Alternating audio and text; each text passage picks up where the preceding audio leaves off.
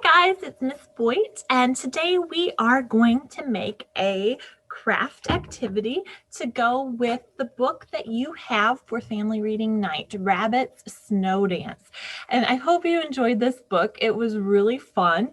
And today we're going to be making a tree like we see at the very end of the book when Rabbit falls down out of this tree and parts of his little tail get caught. We're going to get to add that detail to our tree. So in the story, it says that some people call this tree a pussy willow. So I've looked up that kind of tree so that we can take a look together and make our tree look like a pussy willow. So let's take a look at a real pussy willow tree. And here you see one.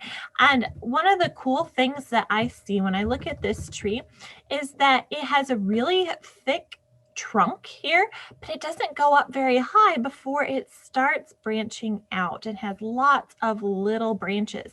And you can see that really well in this photo because the branches are a little bit more sparse. They don't have as many leaves. So you can see those really thin branches, and you can see how it starts kind of branching out from that trunk from a really short height.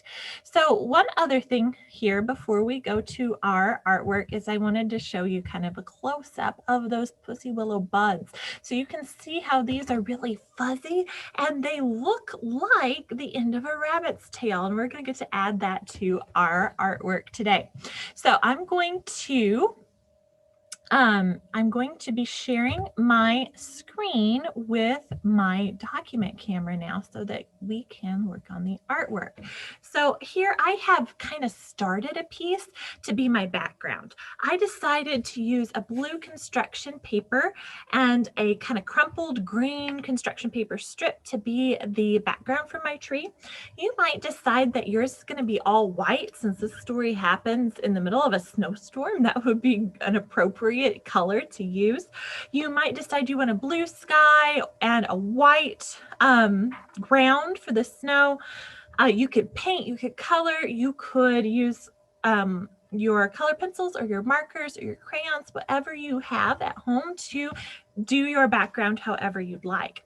So there are so many different ways that we can add the background and add our tree. Today I'm going to be using some oil pastels for the tree trunk, and that's because they're going to show up really well on our camera and on video, so you can see those lines that I'm using and be able to copy them for your tree. You could use, again, any material you have to make your tree trunk. You could use your markers or color pencils, crayons, you could use oil pastels, or you could even cut it out of another piece of paper. So there's no really wrong way to do this. I'm just showing one way to do it. So I'm going to start with my darker oil pastel. And when we looked at that picture, we had kind of a short trunk here that starts to give us some really thin branches almost right away. So I'm going to bring them kind of every direction and make my tree really wide. And then once I have some of my branches coming up, I may add some smaller branches, shorter lines coming out just to give some more detail to my tree.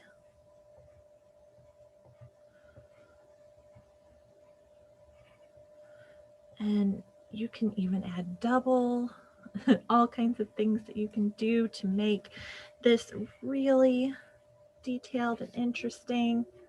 You can add as many or as few as you want. I'm going to come back down here and add some more to my trunk and kind of make it solid. And then I had another color of brown as well, just to add some more interest to my tree. So you could mix some colors, which I know is really fun, but you don't have to. So all kinds of ways to do this. And another reason I'm using this lighter color is this is going to help kind of make that stand out a little bit more on our camera so you can see this really well. Now, however you've drawn your tree and however big you decided to make it, the next step is what we're going to do to add the buds or the tail from our story. And we're going to be using some cotton balls for this. So I have just a couple cotton balls. You don't need very many for this. And I also have a glue stick. You could use a liquid glue if you wanted. The glue stick will work too. So you can use whatever you have. And I'm going to take my cotton balls here and I'm going to start pulling on them. And you're going to see that they kind of come apart, which is fun. And they get real stringy. So one cotton ball actually goes a really long way in this project because you're going to want little pieces that we're going to start spacing out around our tree to give it the effect of when Rabbit fell and his little tail got caught. And we start seeing all those little buds on our tree. So you could make yours where it's just full of these buds, or you could have them kind of spaced apart quite a bit. I'm going to be putting quite a few of them on, and then I'm going to let you see kind of what it looks like. I'm going to attach them with my glue stick, putting a little bit of glue where I want my fuzz, my cotton ball, and then pressing down on that cotton ball. So remember, you can use whatever glue you want. I think it's helpful to place my cotton where I want it before I glue it so I can still move things around if I'm not quite happy with it. But place your cotton, glue, and press, and you'll have attached those Pussy Willow buds to your tree, just like we read about in Rabbit Snow Dance.